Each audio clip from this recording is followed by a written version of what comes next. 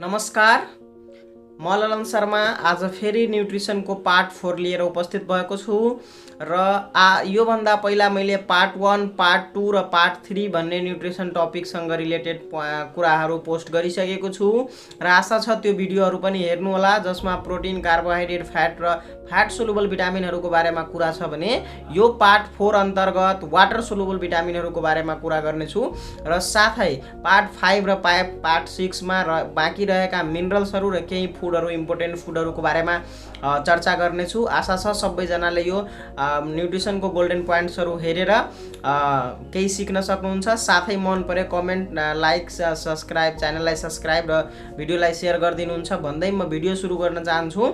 The chemical name of vitamin B1 is thiamine. Vitamin B1 को chemical name thiamine हो। Vitamin B1 is essential for utilization of carbohydrate. Vitamin B1 चाहिँ कार्बोहाइड्रेटको युटिलाइजेसनको लागि एकदमै essential हो। The richest source of vitamin B1 is gingelly seed. Vitamin B1 को richest source gingelly seed हो।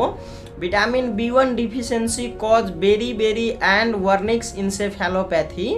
भिटामिन B को डिफिसियन्सीको कारणले गर्दा बेरी हुन्छ र वर्निक्स इन्सेफेलोप्याथी हुन्छ। यो बेरी र वर्निक्स इन्सेफेलोप्याथी चाहिँ अल्कोहोलिकमा बढी हुन्छ। बेरी चाहिँ 3 प्रकारको हुन्छ जसको कुराहरू त धेरैजनालाई थाहा होला। Dry beri, wet beri and cardiac भनेर हुन्छ। Vitamin B1 store in human about 30 mg। Vitamin B1 चाहिँ मानिसको शरीरमा 30 mg स्टोर रहेको हुन्छ। The chemical name of vitamin B2 is riboflavin. Vitamin B2 को केमिकल नेम राइबोफ्लेविन हो। Vitamin B2 has a fundamental role in a cellular oxidation. Cellular ऑक्सिडेशनमा vitamin B2 को एकदमै इम्पोर्टेन्ट रोल हुन्छ। The richest source of vitamin B2 is sheep liver. Vitamin B2 को richest source sheep liver हो। Vitamin B2 deficiency causes angular stomatitis, cheilosis and glossitis. Vitamin B2 को कमीको कारणले गर्दा हामीलाई स्टोमाटाइटिस, ओरल क्याभिटीको इन्फ्लामेसन, चिलोसिस लिप्सको इन्फ्लामेसन, ग्लोसाइटिस टङको इन्फ्लामेसन हुन सक्छ। Daily requirements of vitamin B2 is 0.6 mg per 1000 kilo calorie energy intake. हामीले 1000 इनर्जी इन्टेक गरेको छौँ भने त्यसमा त्यसको लागि 0.6 mg हाम्रो भिटामिन B2 चाहिन्छ। मानौ कुनै व्यक्तिलाई 2000 इनर्जी चाहिन्छ एक दिनमा भने उसलाई 1.2 mg चाहिँ भिटामिन B2 चाहिन्छ। The chemical name of vitamin B3 is niacin or nicotinic acid. The vitamin B3 is essential for the metabolism of carbohydrate, fat and protein। Vitamin B3 चाहिँ कार्बोहाइड्रेट, फ्याट र प्रोटिनको मेटाबोलिजमको लागि अति नै important छ। Vitamin B3 is essential for normal functioning of the skin, intestine and nervous system. स्किनको फङ्सनको लागि, इन्टेस्टाइनको फङ्सनको र नर्भस सिस्टमले राम्रोसँग प्रोपर रूपले काम गर्नको लागि चाहिँ B3 एकदमै इम्पोर्टेन्ट रहेको छ। Vitamin B3 is not excreted in urine. एउटा यसको विशेषता छ, भिटामिन B हरू सबै युरिनको माध्यमले एक्सक्रेट हुन्छ तर B3 एक्सक्रेट हुँदैन। 60 mg of tryptophan is required to result in 1 mg of niacin. 60 mg tryptophan भन्ने जुन एउटा एसेन्सियल एम्युनो एसिड छ त्योबाट 1 mg नियासिन बन्न सक्छ र यो ट्रिप्टोफान जुन छ त्यो मेजमा नभएको कारणले गर्दा यो मेज कम्युनिटीहरूमा बढी नियासिनको चाहिँ डिफिसियन्सी देखा परिराखेको हुन्छ। Vitamin B3 deficiency cause pellagra. The disease is characterise by 4D। Pellagra हुन्छ भिटामिन B3 को कमीको कारणले गर्दा जुन डिजिज 4D बाट क्यारेक्टराइज हुन्छ। डायरिया, डर्माटाइटिस, डिमेन्सिया र डेथ पनि हुन सक्छ। Daily requirements of vitamin B3 is 6 mg per 1000 kilo calorie energy. 1000 हामीले इनर्जी इन्टेक गऱ्यौँ भने 6 mg चाहिँ भिटामिन B3 चाहिन्छ। त्यस्तै हाम्रो the chemical name of vitamin B6 is pyridoxine. B6 को केमिकल नेम पाइरिडोक्सिन हो। Daily requirements of vitamin B6 is 2 mg per day in adult. Vitamin B6 चाहिँ हामीले डेली 2 mg एडल्टलाई चाहिन्छ। त्यस्तै daily requirements of vitamin B6 2.5 mg in pregnancy and lactation. Pregnancy र ल्याक्टेसनमा चाहिँ 2.5 mg चाहिन्छ। त्यस्तै एडल्टमा 2 mg चाहिन्छ। Deficiency of vitamin B6 cause peripheral न्युराइटिस। Vitamin B6 को कमीले पेरिफेरल न्युराइटिस हुन्छ। The chemical name of B5 is pantothenic acid. B5 को कमी को कारणले गर्दा B5 को केमिकल नेम पेन्टोथेनिक एसिड हो। Daily requirements of vitamin B5 is 10 mg। हामीले vitamin B5 daily 10 mg intake गर्नुपर्छ। The excretion of vitamin B5 is 3 mg through urine. Per day 3 mg चाहिँ युरिनको थ्रुबाट लस हुन्छ। Deficiency of vitamin B6 cause burning sole syndrome. Vitamin B6 को कमीले गर्दा burning sole syndrome हुन्छ। The chemical name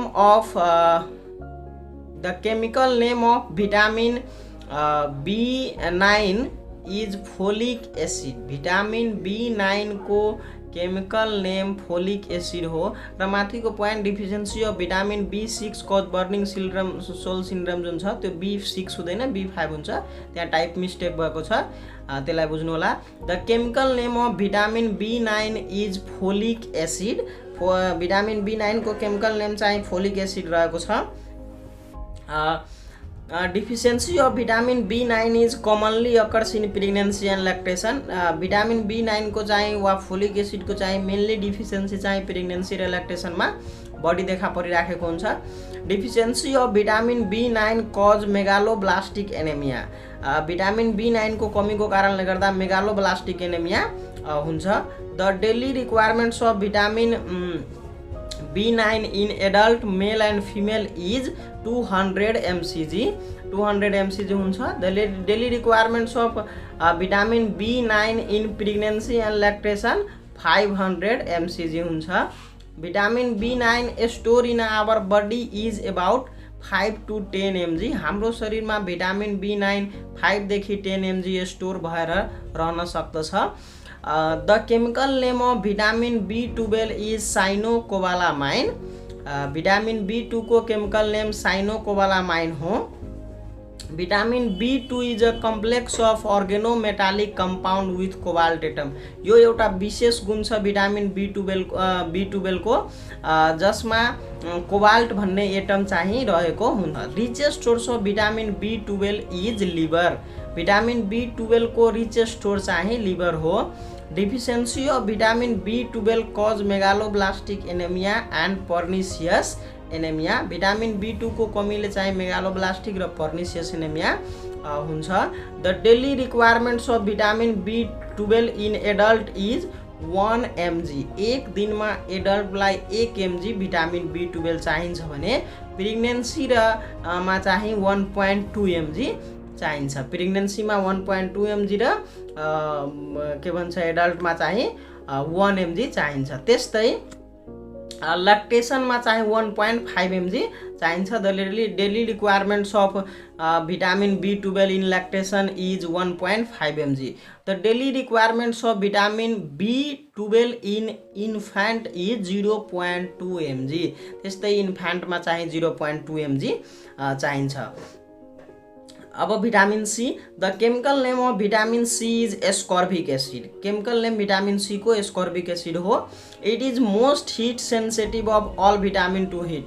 यो सबैभन्दा बढी हिट सेन्सिटिभ भिटामिन हो र सबभन्दा बढी वाटर सोलुबल पनि यो हो। Vitamin C is also called anti cancer vitamin, anti cold vitamin, circulating vitamin, antioxidant vitamin, anti viral vitamin, त्यस्तै हार्ट बिटिङ भिटामिन भन्छ, आई मेन्टेन भिटामिन भन्छ, मोस्ट अनस्टेबल भिटामिन भन्छ। त्यस्तै most water soluble vitamin, wound healing vitamin, most heat लेवाइल vitamin पनि यसलाई भनिन्छ। The richest source of vitamin C is amla. Richest source चाहिँ भिटामिन सी को चाहिँ अम्ला हो। त्यस्तै the cheapest source of vitamin C is guava. Vitamin C को चाहिँ चिपेस्ट सोर्स चाहिँ गभा हो। The deficiency of vitamin C cause scurvy, gum bleeding, gum swelling र अर्को bleeding into skin and joint. यसको डिफिसियन्सी भयो भने हाम्रो स्किनको भित्रै ब्लिडिङ्सहरू भएर रेसेस जस्तोहरू आउन सक्दछ। The daily requirements of vitamin C is about 40 mg per day in a adult. Vitamin C को डेली रिक्वायरमेन्ट 40 mg हो एडल्टमा। त्यस्तै daily requirements of vitamin C in is about 60 mg in a प्रेग्नेन्टमा त्यस्तै 60 mg छ भने त्यस्तै चाहिँ ल्याक्टेसनमा चाहिँ 80 mg हो। सबैभन्दा बढी ल्याक्टेसनलाई चाहिन्छ र त्यस्तै सबैभन्दा कम चाहिँ इन्फेन्टलाई 25 mg पर डे यसको डेली रिक्वायरमेन्ट छ। Vitamin C is store in our body is about 5 gram. यो हाम्रो शरीरमा 5 ग्राम स्टोर भएर रहेको हुन्छ।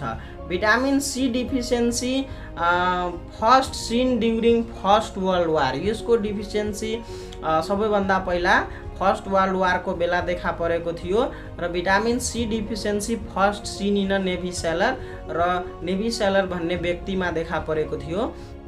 म्यान, मङ्की र गुनिया वर्म भन्ने 3वटा मात्रै यस्तो सजीव प्राणी छ जुन नोवन छ जसको डाइटमा भिटामिन सी हुनुपर्छ भन्ने रिक्वायर छ उसलाई भन्ने अहिलेसम्म नोवन रहेको छ। हस्त धन्यवाद। यो भिटामिन न्युट्रिसनको पार्ट 4 मा वाटर सोलुबल भिटामिन्सहरूको बारेमा कुरा गरे र आशा छ तपाईहरुलाई यो भिडियो मन पर्छ र मन पर्यो भने लाइक, कमेन्ट, शेयर गरिदिनुहुन्छ भन्दै आउने टपिक पार्ट 5 र 6 पनि हेर्नुहुन्छ भन्ने आशा राख्दै बिदा हुन्छु। हस्त धन्यवाद।